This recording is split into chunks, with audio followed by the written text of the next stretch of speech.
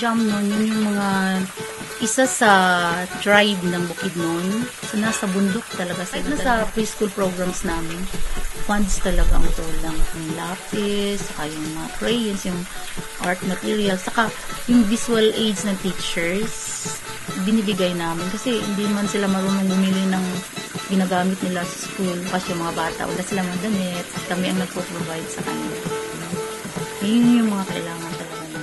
Nandiyan po si Don Don, isang umazamon po sa Kalakapan. Ako ang youth advisor sa Kalakapan. Tapos, kasi ako nakatapos ng pag-aaral sa college. First time nakatapos sa aming tribo. So, plano ko is gusto kong i-develop yung mga kabataan. Marami ang nakatutulong sa edukasyon, lalo na sa pagpapalag ng